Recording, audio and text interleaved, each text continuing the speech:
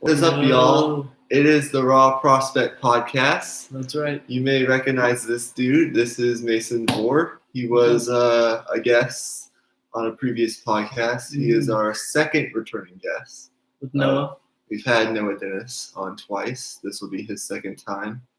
He was on the podcast where we previewed college basketball and talked some NFL. But now that NFL's over, the focus is going to be mainly on basketball. So today we're going to run down some NBA stuff. We're both big Spurs fans, so we'll get into the Spurs, something we don't get to do a lot with Emmy. Emmy is out of town. That's why he's here. He's kind of the fill-in. And then we'll do the Spurs. We'll talk some more NBA trade deadline. And then we'll do a kind of a bracketology sort of thing with college basketball. Sure.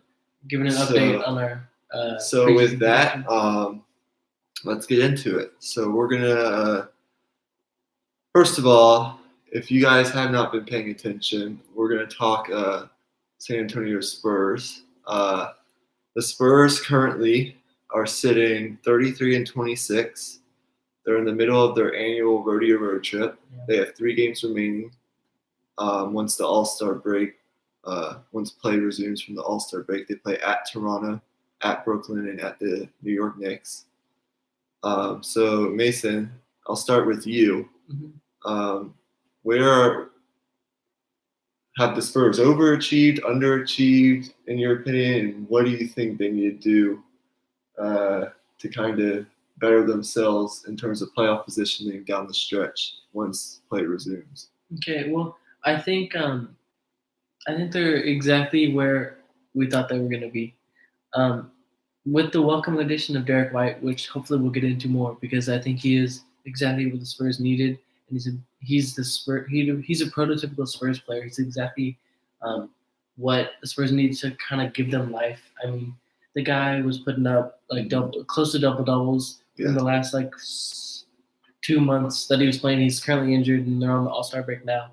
But I think he was becoming a real contributor, and I really wouldn't trade him for most people in the NBA right now because of his ceiling and his chemistry and his fit with the system. Mm-hmm. The Spurs were doing average. Yeah. Right before the All-Star break. Mm-hmm. I mean, we kind of knew we weren't going to sustain what we were going through in December. What was it? 8 straight wins. Mm-hmm.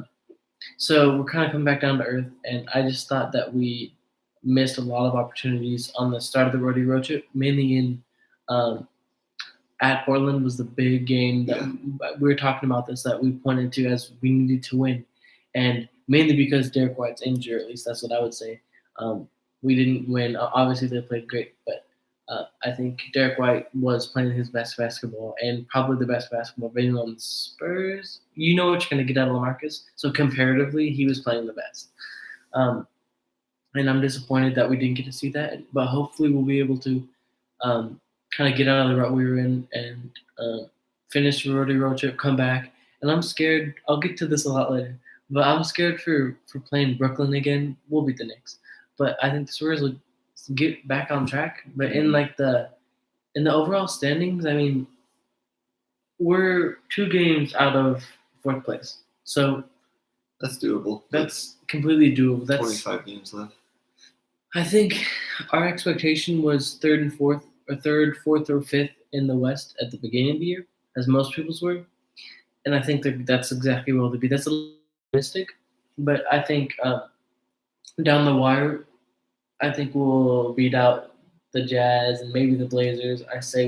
My prediction, I'd say, is 5th behind the Warriors, Nuggets, Thunder, and Rockets. So, you talked about this kind of rut, so to speak, that the Spurs have kind of been in the past, I'd say, half month before the All-Star break, going into the rodeo road trip, losing the first 4 games, 4 tough games. Albeit no real upsets. We didn't. The play was disappointing, but it was versus good. 4 real tough games. We talked about it. They are 8-7 in their past 15 games, so they're just struggling above the 500 mark And in those past 15 games, something I want to really get into is the defense. The defense was pretty bad at the beginning of the season. The whole year throughout. We were struggling. We started 11-14, and then it kind of bettered itself after that, and we got to a point where we were winning games that late November, all of December, and early January, where we really picked it up and we're starting to climb the standings. But then, since then, going into the All-Star break, we're 29th in defensive efficiency rating in our last 15 games, where we had this 8-7 record.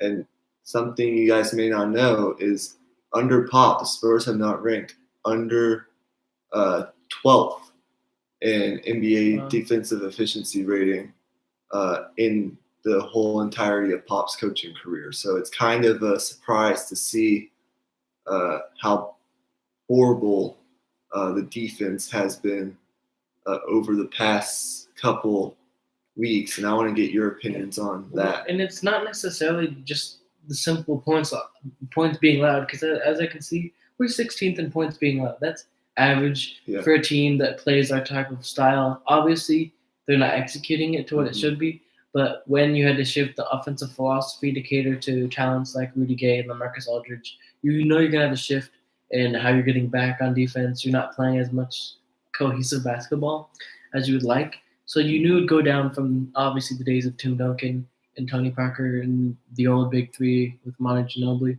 But I just didn't think, like, the holes, I don't know. I just see that we're only 16th in points allowed, so that makes you think what else is going wrong. And I think that has a lot to do with the offensive philosophy that we run, but also how we're really seeing the impacts of our players playing extended minutes and getting just a tad lazy, and they may not be giving up open layups and shots, but they're making it easier for the other team to pick them apart. And we're seeing the absence of Dejounte Murray really come into effect here, because as much as Derek White's playing great, I think just Dejounte Murray was on the way to becoming a star. Or not a star, but a very solid player. Yeah, Dejounte Murray was second team all-defensive team last season. He was a stud. And he was like second or third in the league in steals. Yeah.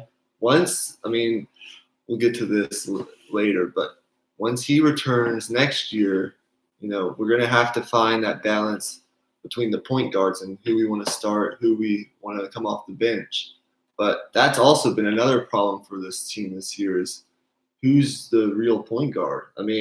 Yes, Dejounte Murray tore his ACL. He's out for the season, so that really set us back in the preseason. And that's when expectations kind of dropped a little bit. Yeah. But then, at the beginning of the season, we had Bryn Forbes, and he did a what's the word?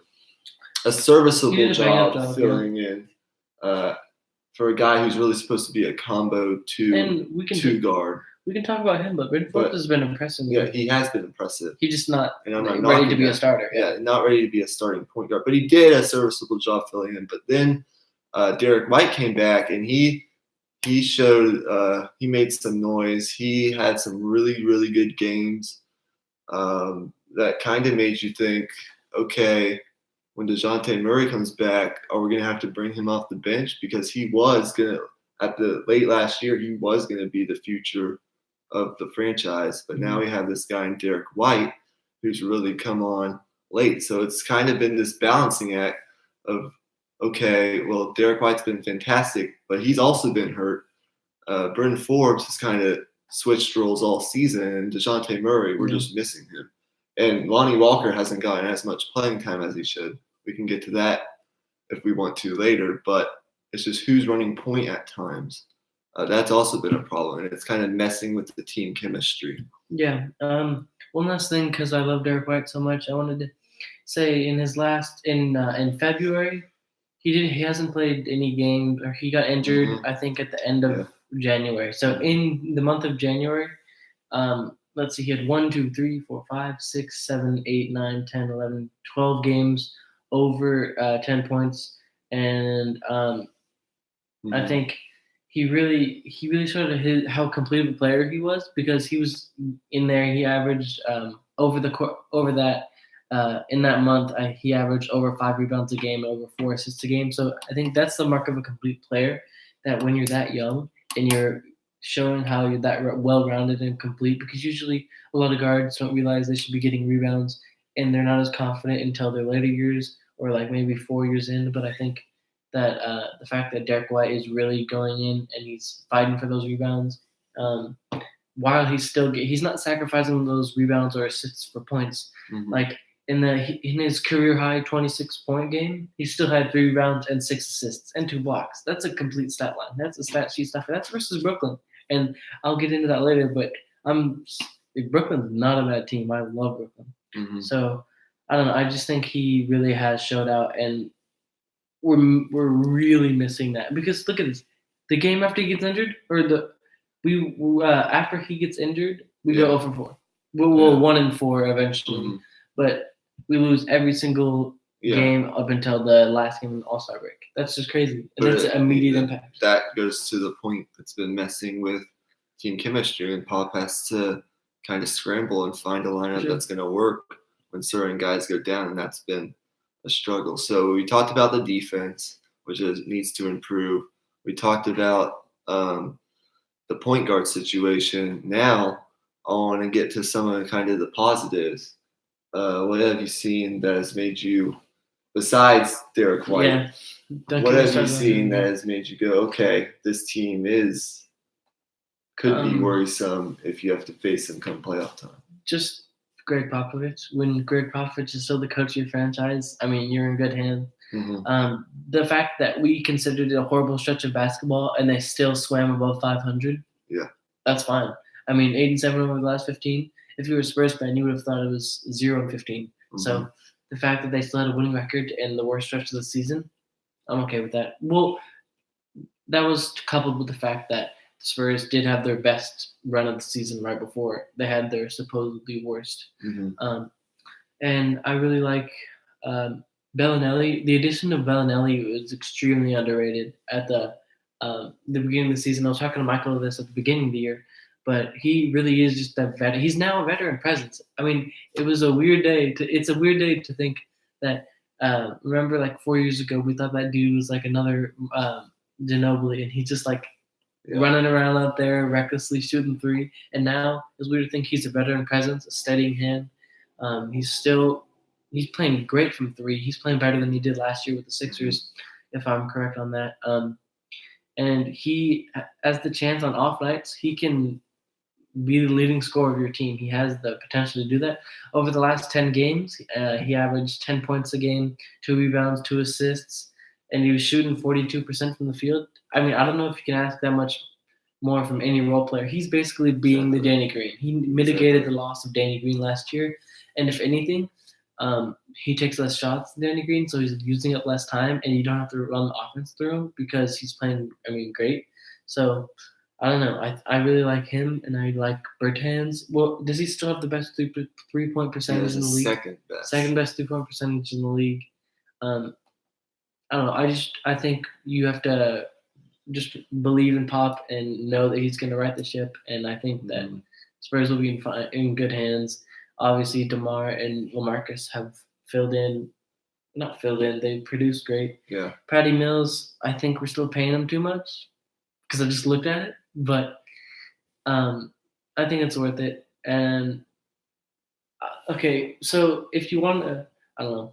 I really want to talk about the two negatives that I see, and then we can move on from the Spurs because we've taken a lot of time on the Spurs. I want to talk about the most hated man on the Spurs for Mason Vore, which is Pau Gasol. The man's unhappy, even though he's denying reports of wanting a trade. You know he wants a trade. You know the Spurs don't want him there. You know he doesn't want to be on the Spurs. You know it's not the right for him. It hasn't been since he got there. He screwed over a team last year. He gave minimal effort and didn't allow us to sign. His cap space didn't allow us to sign any young big guys, and he's spurred the development of Chimezi Metu and Drew Eubanks. It's like they're not going to be stars, but they're going to develop, and they're Spurs players that need to have time, and Powell wasn't letting him. He was off and on with injury. He would just sit. He's lazy. I don't know. I just can't support him in any way, shape, or form, and I think his play has showed it because he's just gotten lazier. and we feel like we're obligated to respect him because he's some great. But I don't know. I think his time's done. And the second one, before I'll give you your final remarks, and then we can stop talking about the Spurs, is how we're not using Lonnie Walker. I don't know if he's not ready or I don't know what the problem is, but we're not playing him. Mm-hmm. And I think the one game he came in, he didn't produce. And I really don't blame it on him. I blame it on the Spurs for throwing him into the fire and saying, we want you to produce. And he didn't produce. And they stashed him back down. Well, that was a game. To your point, I mean, yes, they did throw him into the fire, but you can't throw a guy into the fire in an environment like Oracle against Golden State. Yeah, that was when we rested a lot of people. Who was at full power. You can't expect him to go out there and give you what a guy like Jonathan Simmons could have given you in that type of game, because I can name multiple games at Oracle where we were in the game or won the game because of Jonathan Simmons, or of course Kawhi Leonard. But you mentioned all the individual parts, and that kind of goes to the overall point I was gonna make is the bench has been really impressive. Really the Spurs bench has always been. I mean, it's always been very good, but this year it's been really good. You mentioned Bertans. His three-point shooting statistics are insane. He should have been in the three-point contest, but I bet he will be in the future. He's shooting like 47-48%, second in the league, but his efficiency at which he does it is very impressive. I believe he's like fourth in effective field goal percentage, so he's been fantastic. Patty Mills, yes, we probably are paying him a little too much for his production, but he's still capable of coming in and giving that spark plug offensively that we need. Jakob Poeltl, a guy I don't think you mentioned, but he's been very impressive. I think I'm more high on him than a lot of people are, but he's only 22 years old. He has great hands. He's a good rebounder on both ends of the floor. And if he just develops a little bit more of his post-game and offensive game, some of which he can learn from established guys like LaMarcus. I mean, he can learn things from Powell. It's just Powell's not. I'd much rather see Powell play. Exactly. And he's the type of guy that we need to be not spurring the development of. Powell is right now in the way of Jakob doing anything significant, because in the early season when Powell was injured, I believe Jakob led our team in scoring and rebounds. I think it was 2 or 3 times. And he showed that he can be a much better offensive presence than especially Pau Gasol now is. So, and he's extremely efficient with the ball. I think it was he only has the ball for 2.3 seconds because he makes so many good, really quick decisions and moves and facilitates the ball. And that's exactly what we need. And that's exactly what Pau is preventing him from doing by being there and not doing that. So, he's been a very bright spot. He's had games where his rebounding has been fantastic. Yeah. When Spurs are struggling to rebound, they usually throw him in the mix. And he just he has a knack for the ball on the offensive and defensive glass. And it's really helped him. His pick and roll game is great. It works well with whoever we have at the point, Derek White, or even Bryn Forbes for that matter. Bellinelli, he's just Marco Bellinelli. He's going to come in. He's going to knock down threes. He's going to move great without the ball. He's going to get his open shots, and he's going to make those 1 or 2 plays that you're just like, wow, how did he do that? And then Bryn Forbes, who was our starting point guard but has moved to the bench. Good role for him. Recently. He's been good. He shoots the ball well. He's gotten a lot better at going to the basket, finishing around the rim. That's when the Spurs offense has really been at its best, is when those underrated guys like Davis, Marco, and Bryn Forbes, guys who don't dribble a lot, just catch and shoot, when they are threatening to drive to the basket and kick out for other open shots, that's really when the Spurs offense has been at its best. So we talked about the 2 main problems, in my opinion, are the struggle to find a point guard, but that's just mainly due to the health of these dudes like Murray and White. Yeah. And then the defense has been pretty bad for most of the season. Yeah. And the bench has been impressive, and everyone knows LaMarcus and DeMar are going to be They're going to average around 20 points per game. They're going to get theirs. And Rudy Gay has been a fantastic addition ever since we added him to the team. So you really couldn't ask much more from this team. They're 33-26. They had the 5th easiest remaining schedule in the league. So hopefully they can kind of climb the standings and improve their playoff positioning down the stretch. Yeah, I think. But with that, that's going to do it for our Spurs conversation. It was a great conversation. It was. And now I'm going to let Mason lead off. I believe we're going to do some trade deadline stuff. Yeah, I mean, I don't want to talk about too many. As we just finished the 20-minute mark on the Spurs conversation, I wanted to just talk about a couple trades, and then I want to talk about. We can talk about one more team and then our MVP. I think after we talk about just a couple trades. I mean, I think the biggest trade with playoff implications was the trade of Marc Gasol, the other Gasol, to Toronto, because I think that's huge. I mean, Toronto gained Marc Gasol, one of the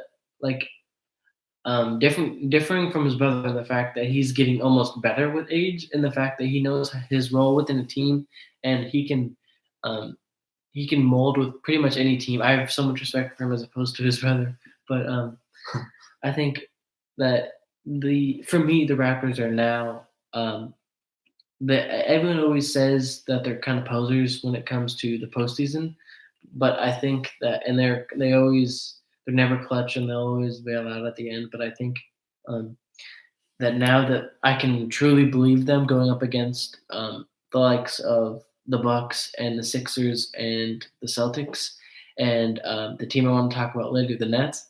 But I really think that makes them a bona fide contender, and I think that what they gave up to get him is fine. You're never going to leave. You're not going to care about Valanciunas. He was an average NBA center at best. DeLon Wright, you're not going to care. CJ Miles, you're not going to care. You're paying him way too much. And a 2024 second-round pick, it's nothing. So I think that was an extremely good move for the Raptors. And I think to put him along with Pascal, I think he perfectly complements Pascal in his development, because so many people have pointed that guy out as a future MVP candidate, some would say, but a stud. And I think it complements his development as well as catering to Kawhi and Kyle Lowry. The more you think of it, the more that starting five just looks deadly. And the more you think that they're going to make some moves, they have made some moves, they're going to make some noise in the playoffs, and I think they may even surprise some team like the Bucks in the, I'd say, semifinals or quarterfinals, and they may get to that Eastern Conference Finals. I don't know if they will be able to beat I don't know. I don't know if I'm biased, but I think the Celtics are going to win the East. I don't know if they'll be able to beat the Celtics, but they provide the best opposition to pretty much any other team. In the next trade we want to talk about, I think we both would like this one, is Markelle Fultz going to Orlando. I think the Markelle Fultz saga, rightfully so, ended in Philly, because even if he came back, he wasn't going to contribute as most people expected him to. He already kind of had the bust. He somehow lost his shot. I still don't believe that. I don't know what happened there. That's such an odd thing. That's just such an odd occurrence in time in NBA history, because I don't know if he felt bad because Jason Tatum started out playing him. That was insane. Last year was a real good matchup constantly between the Celtics and the Sixers. And Jason Tatum has become, I'd say, like a top 30 player, like top 40 player in the NBA from that. And I think that the Sixers really had it good in that trade by only giving up they got Jonathan Simmons, and they got a protected 2019 first round pick. That's great. And then 2019 second. So I think that's pretty much more than I would have asked for. That's more than I would have thought you got, because as we know as Spurs fans, Jonathan Simmons, I think he still has room to develop. He's been playing okay. He hasn't really maximized his potential, but he's been playing great. He's a good role player now. And I think that's really good for the Sixers, just to have another talent that can shoot the ball, because they have everything except jump shots. They have threes from JJ Redick, but it's like you don't want to rely on him. Yeah. You have post up, you have the post in kind of down low game with Embiid. but he's filling. I think he's making up for the lack of firepower that Ben Simmons produces from an actual jump shot perspective in points outside 8 feet, but within 20 feet. And I think the only other trade I want to talk about is, it's not even that notable, is Avery Bradley going to Memphis. Because remember when he was the next big thing, when he was the next big Spur? Because everyone said he was going to go to the Spurs last year, maybe. Yeah. And I think I don't know what he just hasn't made enough noise. His game's not loud at all. And I don't think he deserves more than he's getting. But I think he's just underplayed everywhere he's gone. And then his promise that he once had he was on the Celtics. Remember that? That was like 4 teams ago, or 2 or 3 teams ago. That's just wild. I think we've seen the last of what we'll see from Avery Bradley. He played great in Memphis, but it's just he's not going to do anything there. He's not going to win anything that he needs to. So, there were some more trades, but we're kind of getting short on time. So, do you want to move? Do you have anything to say before I talk about I just want to point to probably the biggest trade. Yeah. Well, yeah, we could do that. You can mention that after I want to talk about the Gasol trade to Toronto. Really, at this point in the season, it was a great trade for Toronto, especially for what they gave up. Valanciunas, as you mentioned, declining value. Delon Wright has promise, but he's not really. He's just going to be a solid role player. Those guys you can find on trees. CJ Miles, good shooter, but really, what else does he give you? And a 2024 second-round pick that you're probably going to forget about 2 years down the road. You're going to wait, we gave up our second-round pick, and 6 years from now, who cares? To get a guy like Marc Gasol is fantastic. Gasol was a volume scorer in Memphis. 54% true shooting percentage, which is really good for a center in today's NBA. I think the Raptors are an ideal fit for him.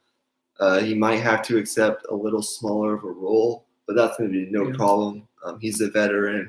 He knows he's now on a contender, and he's going to do everything in his power to kind of develop some of the younger guys there, like Siakam. And try and win and fit into the system best you can. He's not going to have to create as much of his own offense as he had to in Memphis because of guys like Kawhi, Lowry. They can do that on their own, and all he has to do is be a floor spacer, be a good passer, which he's been his whole career, great decision maker, make shots when he has to. That's all he's going to be asked to do. And I think at this point in his career, it's a really good fit with Toronto. It'll improve his longevity. Yeah. His usage rate is going to go down, which will improve his longevity. He's not going to play as many minutes. He might even come off the bench some nights. They might insert Ibaka and Siakam. They might play Siakam and Gasol. It's going to take some time finding the right combination. And they're probably going to switch it up come playoff time, depending on what the matchup is. Like if they have to play Joel Embiid or Al Horford, just depending on what the matchups present. Those lineups might change. But he's going to benefit from far superior floor spacing with guys who can shoot in Toronto. Fred VanVleet, Kawhi Leonard, Kyle Lowry, Danny Green. They have a bunch of people who can fire away from outside. He's going to benefit from that compared to what he had in Memphis. And the opportunity to kind of feast on some of the lesser defenders is also going to help him. And as he mentioned, he's going to draw more attention because he is a better offensive player than Valanciunas. And that's going to draw more double teams, and that's going to leave everyone else open and have more opportunities to score. So great fit. They didn't give up barely anything.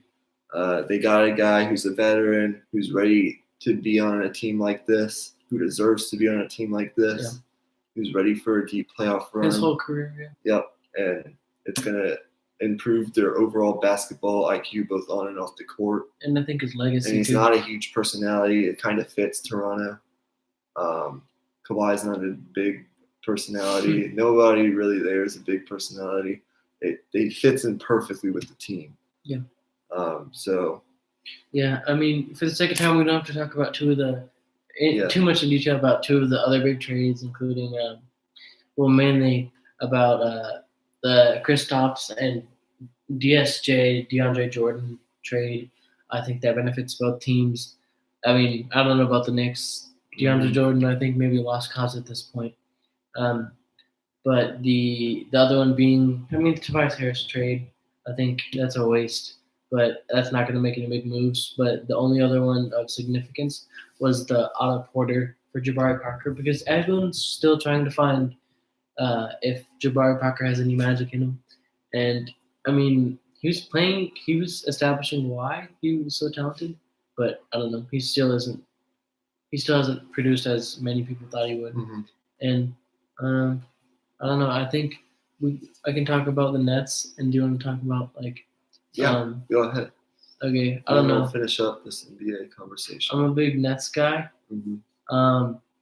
Ever since I found my guy D'Angelo Russell, I read some New York Times article about him, and I've been obsessed with him ever since.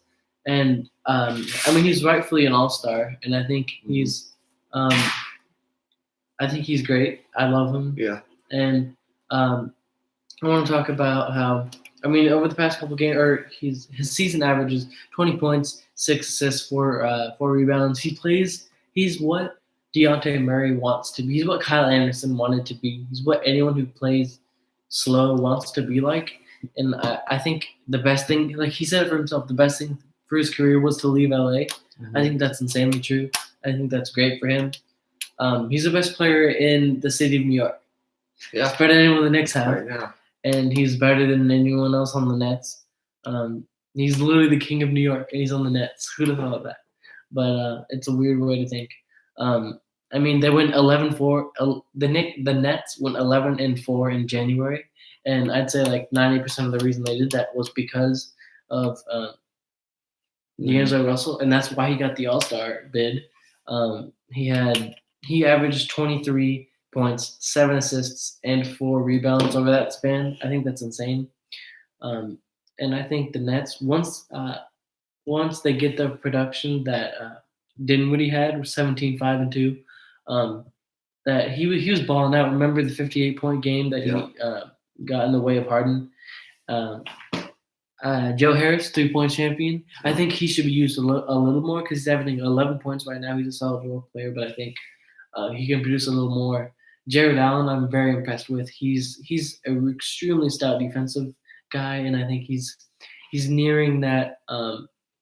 He's what everyone wanted Jonas Valanciunas to be, but he's producing into that very easily. And their body types are different, their play styles, but just in the fact of their production and their role on the team as not being that loud of a guy, but such a good defender. And he's young, so he has that advantage. So they got DeMar Carroll. I mean, the mysterious case of Rondae Hollis Jefferson and Shabazz Napier. They have a lot of guys there that could do a lot. Mm-hmm. And I think if you look at the Eastern Conference standings, I think right now they're 7 or 6 in the East. Let's see. They're 6 in the East. They're 30-29. They're right around 500. And they haven't been playing too great after January, but I think they can, if they stay in that 6-5-4 range, they're going to be tough out for anybody they play. I think if they played the Sixers, that game would be, or that series, even though it presents kind of a mismatch, it would be a lot closer than most people think. And the Nets may be a top 5 team, top 4 team in the East next year, especially if they don't go too far and they get an okay draft pick and they get a role player in the draft and they make 1 or 2 moves in free agency. I think we're looking at a team that's on the rise because all the Eastern teams have been the young core that's been building forever now. It seems like for 5 years, the past half decade, everyone's making jokes about how bad the East is. But the East, namely the Sixers, the Celtics, and the Raptors, not even talking about the Pacers, who are outperforming. They're the new Spurs almost. They're outperforming, and they're in a small market, and they're playing insane basketball, 38-20. I don't even want to get into that too much because I could talk too much about it. 65% winning percentage. I mean, I love them, and I think the only problem with them is their postseason possibilities or lack thereof because they've been playing the Nets. I love that series, the Pacers versus the Nets, the two young teams that I like, besides the Knicks. But I'm not going to talk about that. Okay. But yeah, that's all. I just wanted to write a love letter to the Brooklyn Nets and D'Angelo Russell. Absolutely, well deserved. Yeah. Right now, they're one game above 500, 30-29, sitting pretty at 6th in the East. Which is no longer a joke, which is now a respectable position. Because you have like the core 5, Boston, Indiana, Toronto, Philly, and what was the other one? Darn, it just went blank. But you guys get the point. You got Milwaukee. Yeah, Milwaukee. Number 1. Yeah, number 1. So those guys sit. I mean, it's hard to pass up those teams. So being 6th in the East right now with a young team who really has a lot of room to improve is very impressive for the Nets, considering where they were. What is it, 2 or 3 years ago? Yeah, they were one of the worst teams. Yeah, they were when they moved to Brooklyn. Yeah. So very impressive. Who's their coach now? It's like something Atkinson. Kenny Atkinson. He's done a fantastic job. So, but with that, that's going to do it for our NBA part of the podcast. We are at about 35, 36 minutes. So we're going to try to get this in about an hour, I'd say. Maybe a little over, depending on how long we go on this college basketball talk. But we're going to do bracketology. So basically how this is going to work, we're going to run through our 1 seeds, our 2 seeds, and our 3 seeds. And then after that, we'll talk. Mason will present some bubble teams, and we'll talk about in or out and what they need to do if they want to make just a couple, yeah. So with that, we can start with, I guess, the 3 seeds, and then you can start with your 3 seeds, and then we'll just go from there. For sure.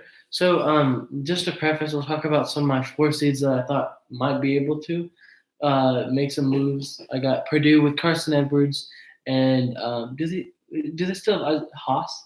No, the other they don't have Haas anymore, but they had Carson Edwards at one point was the front runner for the Player of the Year award. I mean, they're playing great. They beat Michigan State, which was a huge win for them. Anytime you can do anything in Purdue is fantastic.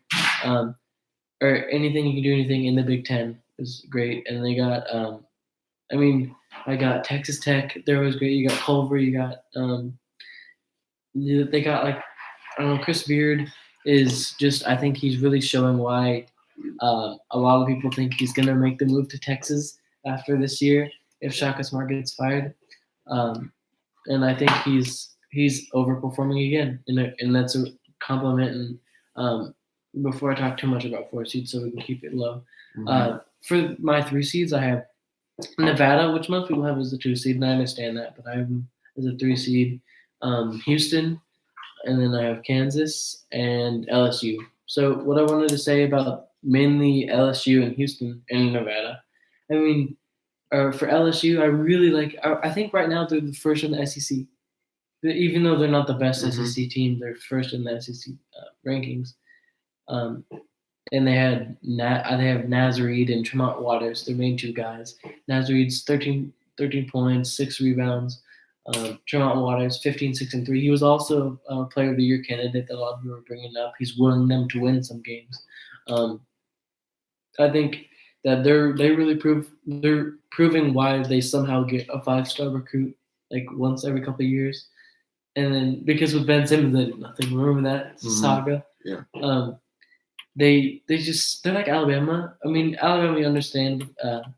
What is it? Avery Johnson is the coach. They get like really good recruits for no reason, and you're like, why does LSU get good basketball recruits? I mean, Shaq, but that was forever ago, and Pete Maravich forever ago. The stadium's named after him. So they have like 2 really good historic players, but I think they're really showing why they somehow get some of those really 5-star recruits and those blue chips. And I think that's mainly because of Tremont Waters and Nazareed and the coaching and the philosophy that they have on mainly containing other teams in their court. So we're winning away games.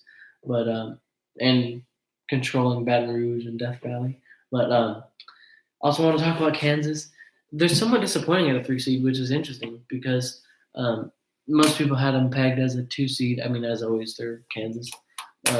Azubuike's been out, and that's really damaged them. They've lost now. Texas, who else beat them? West Virginia. West Dow was their big loss. I think that was December or January 10th. I don't remember. But I think that was their big loss, and that's going to prevent them from going to the 2 or 1 seed. They may be very good. Dedrick Lawson. Let me look at this. Dedrick Lawson. You have Devin Dotson, and then LeGerald Vick, who can be nails.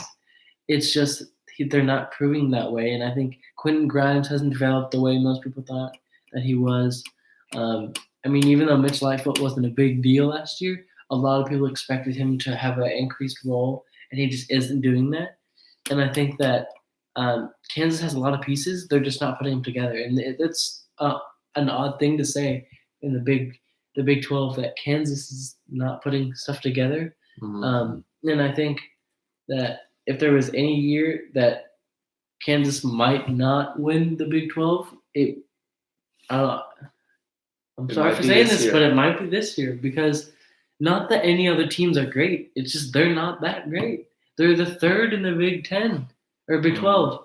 The Big 12 has 10 teams. Big 10 has 12 teams. Big 12 has 10 teams. Big 10 has 12 teams. They're the 3rd. They're the best. Right, they're behind Texas Tech and Kansas State. And Kansas State already beat them. And Tech had a tough loss in Lawrence, and that was, I don't know, that's expected. It's Kansas. You can't win at Kansas. But I think they're just underperforming so greatly.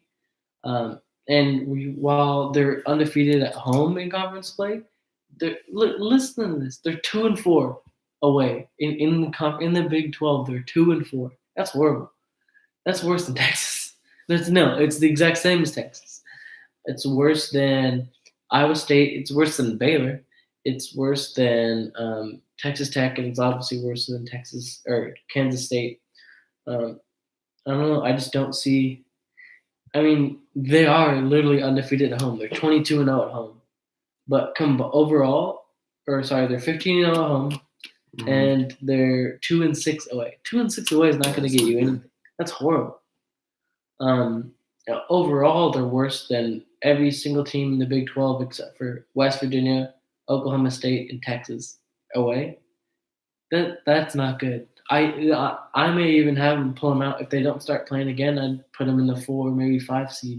They'll be good come tournament, but they don't deserve a good seed right now. I was surprised when I was looking them up how bad it kind of was, especially because you're not playing home games in March. You're playing neutral site. So I'll move on from that. My rant about Kansas. I have Houston and Nevada, and I don't need to talk about Houston as much because they're 25-1. I think in the American, they're playing great coaching. You got Armani Brooks and you got Corey Davis Jr. Corey Davis Jr. 50.7 points a game. He's kind of dominating, along with Armani Brooks 14 points a game. I think they're showing. I think Armani Brooks is from Round Rock, Texas. I think they're doing what a lot of teams always expected, like Baylor, or what Baylor and TCU did in football. Houston is doing in basketball because they have all the talent that's in Texas, and then it's like the players that Texas and Texas A&M don't get but are still great are going to places like Houston, which are now much better than both of those schools because they're developing that talent, especially Armani Brooks. He's from Round Rock, didn't go to either of the big schools in Texas. He goes to Houston. Look at him. They're 25-1, and they're a 3 seed, much better than any other Texas team. And I also want to talk about Nevada. I got, obviously, the Martin twins. Caleb, the better offensive threat, 19 points a game. Cody, more complete player, 11 points a game, 5 rebounds, 4 assists, as well as Jordan Caroline, who's a great compliment to them. He has 18 points and 9 rebounds, a walking double-double. And I think those teams they may be more dangerous than most of the 2 seeds I have. Except I think Kansas isn't going to get – I might substitute Texas Tech for Kansas. just because of they're both in the Big 12, and Tech is playing. They're better in the conference, and they just I don't know. I think they have a better opportunity and better possibility of going farther in March and in the Big 12. So my two seeds will go through these quicker because they're pretty. Most people have them as their consensus. Tennessee, Michigan, Michigan State, North Carolina. North Carolina is really often on and off. They turn on the switch some nights. Cody White, Luke May, Nasir Little. They can pummel you. Cameron Johnson. They can pummel you, and it could be a rout, or they'll struggle and then lose to teams like Louisville and Texas. Louisville's a good team, but lose to teams like Louisville and Texas, and I don't know, they slip up a lot. And then you got Michigan, who just lost. I was looking at this. Michigan is not playing great. You had they lost to Penn State, and they got killed by I believe Minnesota. I'll look it up just to make sure. Mm-hmm. But they got killed by I think it was like 12 or something, and they didn't show really any signs of life. They're first in the Big Ten, but you can't be out here losing to Penn State, and you can't be out here losing to it was Iowa that beat them by 15. 15. That's brutal. That can't happen if you're going to be a really good team, and I think that they need to fix some things. Teskey's always in foul trouble. It seems every time you turn on ESPN, you see him like fuming on the sidelines with the red cheeks. But I don't know. I don't see how they're much of a threat. They started off fantastic. Most people thought they're going to be number one team when they had the lull after Duke and Gonzaga kind of slipped up. But I don't know. I think I'm kind of middling on them and ambivalent. I don't really know where they're going. But with Michigan State, yeah, I think they stopped their losing streak. They got a dub at Wisconsin, and then they beat, I believe it was Minnesota. They beat Ohio State. And they beat Ohio State yesterday, which is big. And I think that's really helping them out. And it's Tom Izzo coach team. It gets closer to March. That man gets more powers. So I think I'm not worried. I'm the only thing I am worried about is the absence of Josh Langford as he's out, and he's already had a huge impact. Right after he got out, they were fine, but they're starting to see the effects when they lost to Indiana. So I just think that if they can ride Cassius Winston, if Nick Ward can fix his free throw problem, which he kind of has, and start playing a little more effectively, they can be positive. They might even be a 1 seed, to be honest, because they have 2 big games against Michigan coming up. They haven't played Michigan at all. And speed it up, I won't talk about that, but that's a huge those are 2 huge upcoming tests for them. My last 2 seed is Tennessee. It's Rick Barnes. The only reason I don't have him as a 1 seed is just I think that Kentucky beat him. So I'm not going to put Kentucky behind Tennessee. When was that game? 2 days ago? What? Yeah, Kentucky, Tennessee. Or no, that was it was on Saturday. Yeah. Sorry. That was a good game, but I think that Kentucky is just too complete now. At the beginning of the season, all we had concerns in my preseason rankings. I had a lot of concerns about them, but Kentucky is really playing now. And you got Calipari, you got Tyler Harrow, you got all the other blue chip talent that they have. And I mean, that knocks out one of my 1 seeds. I was talking about Kentucky. Virginia, I can let you talk about them because you know so much more than me. But they're my 3rd overall seed. I have them as a 1 seed, but the 3rd best team in the country, preceded by Gonzaga and Duke. And that's not at all an insult because Duke and Gonzaga are by far the 2 best teams in the country right now. I told you this a couple days ago. I said if Virginia's only 2 losses are to Duke, what else can you ask for? Yeah, exactly. I mean, Duke, we don't even need to talk about Duke, the best team in the country. Yeah, I saw some CBS Sports writer put them behind Gonzaga. What? Yeah. Really? I mean, that loss. They lost 2. They lost 2. That was like November. Yeah. Dude. He should have been the 3rd game of the season. He should have been at college orientation. Yeah. I don't know, man. I think Duke is one of the best teams we've ever seen. They've lost a lot. I mean, or not a lot, but they've lost some games. You know, they've shown signs of being human. Mm-hmm. But do you really want to be playing them? No. No. No The one scariest team in the country. The scariest team in the country since maybe that 2015 Kentucky team. And I hate saying it. Yeah. Because I don't like Duke. Yeah. I won't say I hate Duke. I'm going to go out on a limb and say they're the best team since I have to 2015 respect Kentucky. Duke, but Yeah. it's just, It's the same thing with the Patriots. Mm-hmm. And then in my number 2 overall seed, you got Gonzaga, you got Rui Hachimura, you got Brandon Clark with 16.7 points a game, Rui Hachimura 20 points a game, 6 assists or rebounds. And it's Mark Few. That guy still scares me. Yeah, I talked about him Rui again. Hachimura. He killed. He didn't have that great of a game, and he still shut down Duke. That was insane. So they have the possibility to, but I don't know if they'll have the lasting power. I don't know. It's an interesting matchup because that would be a great Final Four game, a rematch. But I don't know, we'll see. That's all I got. We can talk about bubble after you go over some teams and some stats. All right. Well, I largely agree with pretty much everything you said, except for a couple things. I didn't like some of the stuff you said about Kansas, but I'll get to that in a minute. Yeah. But other than that, you were largely hit on the head. My 3 seeds are largely the same as yours. LSU, man, you got to watch out for LSU. Yeah. They did beat Kentucky before Kentucky beat Tennessee. They did beat Kentucky earlier last week on a questionable goaltending. Tip-in. We can get that's a discussion for another day. But they did beat them. They're now in tie for first in the SEC, and they have an easier schedule than Tennessee or Kentucky down the stretch. Yep. So definitely team to watch out for come SEC tournament and NCAA tournament. If you look at it, LSU has lost just 1 game since December 12th, and that game they lost was by 1 point. So I'm not sure who it was, but they have their defense has been great. They have allowed. Wait, never mind. Their defense has not been that great. Excuse me. They have allowed at least 1 point per possession in 5 straight games, and recently allowed Georgia to score 1.23 points per possession. Georgia's giving teams some problems. Yeah, Georgia has given teams problems, but they're not. They're just not consistent. They're not consistent. So LSU very dangerous. Team to watch out for down the stretch. They have an easy schedule. If they can improve some defense, watch out. I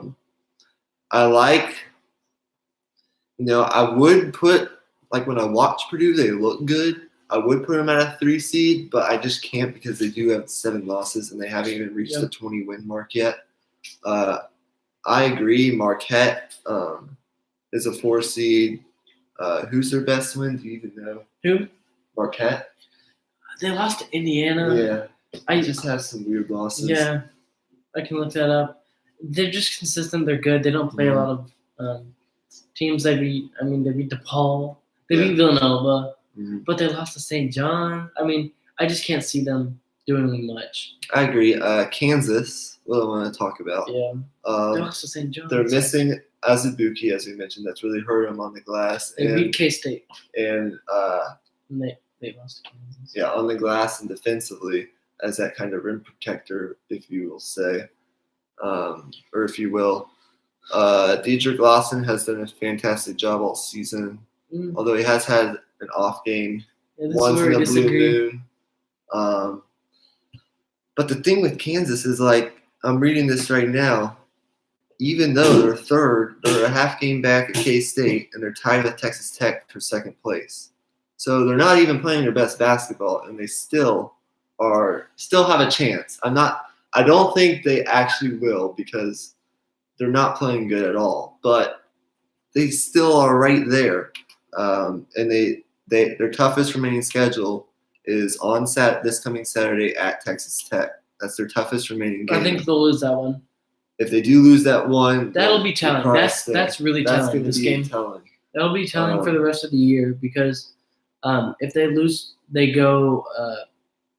That creates a huge distance because right after they play Texas Tech, they have to go 2 days later, and it's at home, and they're undefeated at home, but it's versus Kansas State. But it would just be really hard, even if they did lose 1 or 2 of those games. It'd be hard for me to drop them down a notch because they do have 12 wins against top 50. And they're going to finish out with 3 wins at 2 road wins. They're playing Oklahoma State, Oklahoma, Baylor. They can't, not a lot of.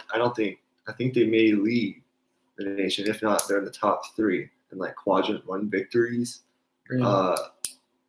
That West Virginia loss, maybe that Texas loss, may come back to haunt them, and they may drop depending on what the committee thinks. But I just still think you really put an 8-win or 8-loss team, potentially 8 losses in the 3 seed. Okay, so are you saying to win both of these games to get in the 3 seed? Or are you saying that they could lose both of these games and still be 3 seed? They need to win one of those 2 games. Okay, so Texas Tech this Saturday or Kansas State on Monday. Exactly. Okay, that's very reasonable. That could be done because then they would probably end the season with 7 losses. They'd be 24-7. I can totally respect that 3 seed. I mean, 7 losses now will get you a 3. If you look at it, Carolina, they still have 2 games against Duke. Recently, they might lose 1 or 2 of those. That would put them at 6 or 7 losses, and they're going to get probably a 2 seed. Yep. So I mean, what's the real? It makes sense. Yeah. What's the real? No arguments. It's just it's interesting to see how Kansas consistently. I don't watch a lot of Nevada. Yeah, no one does. You hit those points. They're a 3 seed right now. Can't really move them much higher. I would say 2. Yeah. Who do they play? Who do they play? Exactly. It's the UCF conundrum. So, yeah, I really agree with your 3 seeds. Just some of the points you made with Kansas, I kind of disagree. But I'll move on to some of the 2 seeds. Michigan State, look, they have Tom Izzo. Yeah. I can't trash Michigan State. They're my presence. Xavier Tillman. What's the dude's name? Cassius Winston, maybe one of the best point guards in the country. A candidate for first-team All-American. Not saying we'll get that, but he is a candidate. He's one of the best point guards in the country, top 2, I'd say. It's just adjusting to life without Josh Langford. Nick Ward could probably assert himself more at times. He has, but he needs to do it so much more lately. Exactly. He's not doing it. So that will be something to watch, but they have, aside from who do they play? There's 2 matchups with Michigan. Yeah, that's. Who else? Do they really have to play anyone else? The Big Ten's always a grind. Yeah. But those 2 games against Michigan are enough. But let's see. They play Rutgers. They play Indiana, Nebraska. Oh. So it's basically Michigan and a bunch of bozos. It's a breeze. If they win one of those 2 Michigan 2 games, seeds. They're a 2 seed. They'll probably end up. How many games do they have left? It's like 5. 5. So they win one of those 2 games, they'll end up 24-6. That's a 2 seed. Yeah. Especially with their wins. They'll be somewhere around where Carolina will be.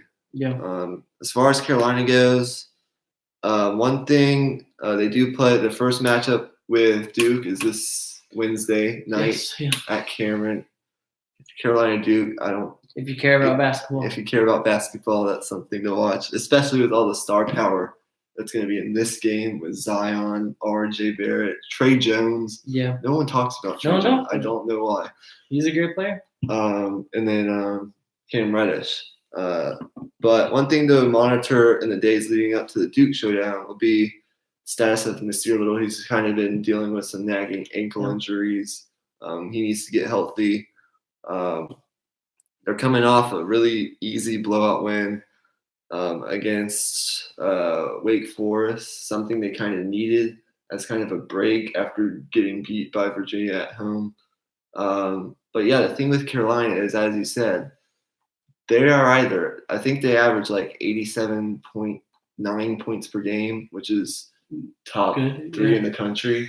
So they can run teams out of the building. If they do that in the tournament, watch out. But when teams match up well defensively with them and they don't let Luke May take over games and they just kind of and Colby White's gone cold and they have to run the half-court offense and they don't really know where the offense is going to come from and they're not very good at getting back on defense and they're not very good at half-court defense. They just get kind of stagnant and they can't score. you look at it in that Virginia game, I don't mean to be biased or anything, but against the top defensive team in the country, arguably, Carolina was up 7 in that game. In the last 5 minutes, they scored 2 points. Both those points were on free throws. You can't do that, You can't do that in the tournament, especially when teams get hot. So when the defense, clamps down, can they get their offense when they're not forcing turnovers and running in the half court? Because when they do that, they're at their most dangerous. But when they're not doing that, that's when you see the little dips in production. This week they have at Duke and Florida State. 2 tough games. I think they should beat Florida State at home. That's big. But this at Duke game, Carolina is undefeated on the road in ACC play, so it is a kind of interesting to watch. But we'll have to see. It's Carolina Duke; anything can happen. You see Michigan. See, this is something I'll mention with Virginia in a minute. I'm going to try to speed this up a little bit. You look at the resume; it looks great, but you watch them and they're just not playing as good as you think they would be at this point in the season. Yeah, exactly. I mean, you think, if a team's not playing its best in early January, well, you're like, okay, it's fine to start a conference play. You have time to get up to speed, but it's approaching mid-February. We are 3 weeks from the NCAA tournament. You don't have much time to mess around here. Yeah, you got to get going. You lost to Wisconsin. You barely beat Minnesota. You lost to Iowa by 15, nonetheless. You beat Rutgers and you beat Wisconsin, kind of revenge. But then you lost to Penn State right when you got momentum. It seems Michigan's defense has been like top 10 all season, but their offense has just kind of disappeared at times. I don't know what it is. Charles Matthews, he's been good. The other guy, Razdakis, he was really good at the beginning, but he's kind of fallen off in production. I don't watch a lot of Michigan games. Well, but I'm going to watch Michigan State matchups. Yeah, those are going to be the last game of the season. Is Michigan State? I don't know. That'll show if they are going to get back into 1 seed status. But in the games they have struggled and have lost, Xavier Simpson and Charles Matthews have really struggled to find their offense, and they've been prone to turning the ball over at times, so they need to stop that. But I mean, reasonably, I expect them to win maybe one of those Michigan State matchups. Yeah, I think they'll split them. At least probably one more game down the stretch here. Finish with 4 losses. That's a 2 seed. But they're not going to get to the 1 line because they have the loss to Iowa and they have the loss to Penn State. That's the main concern. Those are horrible. They have the one trap game they have in between the Michigan State games is Maryland. Yeah. Michigan versus Maryland's a good team. And Michigan beat them. It's at Maryland. It's right before the second Michigan State game.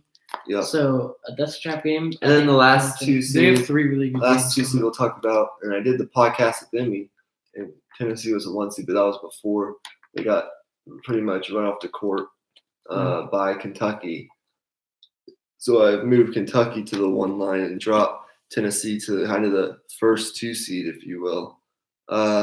This week, they have an easy game against Vanderbilt. That should kind of get them back on the roll. But then come Saturday, they have a huge game at LSU. That's going to be really tough. Their 19-game winning streak came to an end on Saturday night. They got beat by 17 at Kentucky. They're now in a tie for first with LSU. Their defense has been a mild concern all season. It hasn't been great. And it's, as you saw in the Kentucky game, it wasn't great at all. It was their worst defensive performance of the season. But it's also the 6th time in SEC play where they've allowed an opponent to score at least 1 point per possession. So defense has been mild concern all year. But you still have Grant Williams. You still have Admiral Schofield. You still have that good point guard, Jordan Bone, whatever his name is. Yeah, running guard, Schofield. Yeah. So you kind of got an established big 3. You got Rick Barnes. So Tennessee, they might lose 1 or 2 more games, but they'll stay probably a 2 seed. I mean, big surprise of the season. They're probably going to have to win out. If they win 1. if they want to win and beat Kentucky when they come to Knoxville. That'll be a good game. But we'll see how that situation plays out. But for now, they're at 2. And then my 1, I'll run through these real quick. 1 season I went just based off resume. Yeah. Gonzaga, 23-2, 15-0 at home, 5-1 on the road. Undefeated at home, huh? 3-1 neutral site. Their strength of schedule isn't great, 46, but they're 5th in RPI, and they do have some good wins against Duke and Washington. They just haven't played a lot of those games out of conference. 3 seed Virginia. I might go a little more in depth here. Well, actually, I need to go back to that. They're actually 22-2, but 11-1 at home, 8-1 on the road. Both losses to Duke, and 2-0 in neutral site. Their strength of schedule isn't as good as in past years, where they were kind of like the number 1 overall seed, but still 27, still respectable. They're 4th in RPI. They're 6-2 versus top 50 opponents. Neutral site win against Wisconsin. Road win against Maryland. Yeah, that's big. Road win against North Carolina. That's the big one. Blowout wins against both Virginia Tech and Florida State, and then a good win against a good VCU team. Pretty good VCU team. And they still have 2 games versus Louisville and another game versus Virginia Tech. Sure. So they still and game versus a tournament team in Syracuse. So it'll be interesting to see. They're not playing their best basketball, but you know what you're getting night in, night out from DeAndre Hunter. Sure. You know what you're probably going to get from Kyle Guy and Ty Jerome. I say he's been the guy holding the team back in these recent weeks. He's turning the ball over more. He's not finding his shot as easily, so he'll have to kind of improve on that. But the defense has been fantastic. It's kept us in games all season, even when the offense is struggling. So yeah, and they have top 3 coach in the country, Tony Bennett. I mean, you look at Virginia. Look at Virginia. It's white guys that can shoot. Yep. And Tony Bennett meshes them together to be a top team in the country. Kentucky, they moved up to the 1 line. They're 8-4 versus top 50 opponents. Win versus Kansas. Win versus Tennessee. Win versus North Carolina. Win versus Louisville. Win versus Auburn, who's kind of disappeared. Yeah. But they were good when they beat them. Their strength of schedule is good, 17. Their RPI 7. Overall, a good record. They just beat Tennessee, who was a 1 seed. And they have 3 wins against 4 wins against current top 16 teams in the country. Yeah. So that's very impressive. And then Duke. It's Duke. 2 wins versus Virginia, something no one else in the country can say. They might get 2 wins against North Carolina, someone no one else in the country can say. They have a blowout win versus Kentucky, who's now going to be probably a 1 seed. Yeah. A good win against Auburn when Auburn was good earlier in the season. Tech. A neutral site victory over Texas Tech. Very impressive comeback. I was just laughing, cracking up the whole time. But a very impressive 23-point comeback win on the road against Louisville. And a game at Florida State where they struggled and looked human, but Cam Reddish hit the game-winning 3, and they beat. What am I supposed to say? But the thing is, we're gonna see either Duke, Carolina, or Virginia, Duke, or Virginia, Carolina. One of those matchups is gonna come back in the ACC tournament. So really interesting. But that's kind of all I have to say about that. So. Okay, we can just do a little bubble action, and then we'll conclude the episode. Okay, so the 6 that I think are of most interest and of most acclaim and kind of clamor are Oklahoma, as of right now, are Oklahoma, Indiana, Minnesota, Butler, UCF, and Temple. So that's 6 teams, 3 in, 3 out. So without revealing to you, you may know most of these. I'm gonna ask you. I'm gonna give you the resumes, and I'm gonna ask you if you would have them out or in. Okay. So you got Oklahoma. They're 16-10. Okay. They're 8th in the Big 12, which is the big point of concern because they were very good outside of conference, and they were They had a good start to the conference, and then they were, I think they were ranked pretty good. It was like they got up to 16 or 17 at one point in the season. But their best win is TCU. And they have Christian James, but nothing they ever do is really exciting. And Lon Kruger's just there. And when you don't have Trey Young or Buddy Hield or Ryan Spangler, they're just not at all impressive, and I don't think they're doing good. But what do you think? In or out? They're 16-10. I don't think so either. Yeah, I think their resume clearly proves that.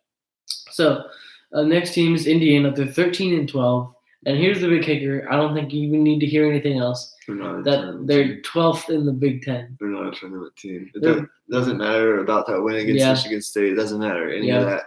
They're just not. They're not good. I don't think. Yeah, they lost like 8 out of their last 10. Archie Miller, right? He's floundering right now. But here's another Big Ten team that is kind of doing the opposite of Indiana. Minnesota. They're 17-9, which is so much better than Indiana. They're 7th. That's 7th in the Big Ten. That just shows how good the Big Ten is. I think they're the team, like the first non-ranked team in the Big Ten. They have Jordan Murphy, who is playing great, 15 points, 11 rebounds, 3 assists. You got Amir Coffey, the leading scorer. I don't know. I think they're playing pretty good. They beat some good teams. They're carving out their role in the Big Ten, and I think their win versus Indiana was actually better than most people thought because of how good. I don't know how complicated that situation was. They've had some losses. They've lost to Purdue, but they've won what they're supposed to, and they have a signature win versus Iowa. Yeah. So I don't know. What do you think? In or out? They're in. I say they're in. They've been competitive in their losses. Michigan, they only lost by 2. Game they could have won. They've, as you mentioned, they've blown out the teams they're supposed to. They just haven't made mistakes. They blew out Penn State. They got a good win against Iowa. They blew out Illinois. But in their losses, as I've been saying, they only lost to Purdue by like 10. That's still competitive. They only lost to Wisconsin, a good team with the National Player of the Year candidate on that team. And Ethan Happ, they only lost by 5. They did get blown out by Michigan State, but that's in East Lansing. It's on the road in a hostile environment, and Michigan State's going to be a 2 Thomas seed. at home, yeah. A really concerning loss to Nebraska, but it happens every once in a while. Yeah. They're a tournament team. They have chances to build their resume down the stretch. They have game against Maryland. That's probably big for them. And these Maryland and Purdue games, I don't expect them to beat Michigan, but these Maryland and Purdue games, if they can win one or maybe even both of those games, they're in. Yeah, I agree. The next team, I don't even know what we're bringing up. It's pretty obvious, but I'll still give you the resume. They're 15-11. It's Butler. They lost to St. Louis. They've lost to Indiana. And they're get them out. They're 6-7 in the Big East. Get them out. They're out. Okay, and this is one that's causing a lot of questions. So I'll give you I don't know. They're 19-5. It's UCF. I mean, they don't have an impressive resume. They lost to Houston. Most people are. But I don't know. I think they should be in, but the extent to which they're in is a bigger question. Because they're 19-5, and they're playing in the American, so it's okay. They don't make mistakes. Yeah. They made some missteps, for sure. They lost to Memphis. But I really think they're in. I think they're more of a 10 or 11 seed. I think they should have a bye, but I just don't know because a lot of people have them out for some reason. I just don't agree with that. I'd say, and all this is all going to come down to, I think, what they do in the American Athletic Conference tournament or whatever it is. They're probably going to have to win 1 or 2 games in that tournament. At least 2. And they're probably, where are they at? They're at 19. They're at 19-5. Get to 22. They're going to get to 22, 23 wins. I think they're in. If they don't get there, they're probably not going to get in. I think it would just be a 2-bid league with Cincinnati and Houston. Yeah. But if they do enough, they win most of their games down the stretch, and they get to 23, 24 wins, make a deep run in the that conference tournament. Temple will be a big They're game for in. them. So, I mean, But it just depends on how the committee views their resume. yeah. But this is our opinions. So, this is interesting because this team is going to play UCF soon, and it's Temple. They're 19-7.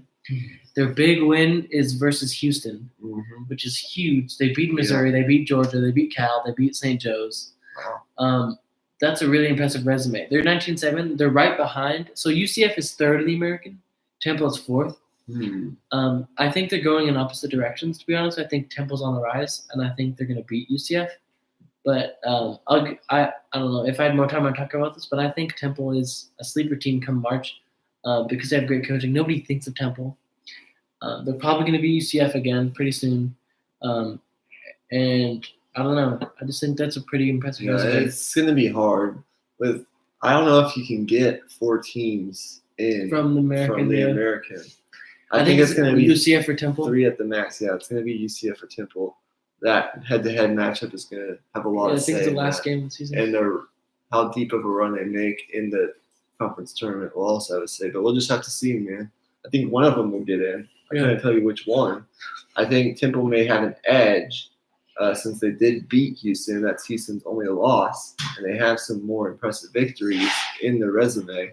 But we'll just have to see. Yeah. So with that, that's going to do it for this episode of Raw Prospect. Yeah. About 1 hour, 15 minutes. Not bad. About where we wanted to be. About what the average podcast time is. That's going to do it. That's kind of an extension of episode 18 with this man, returning guest Mason Vore. It was nice having you on. Thank you, sir.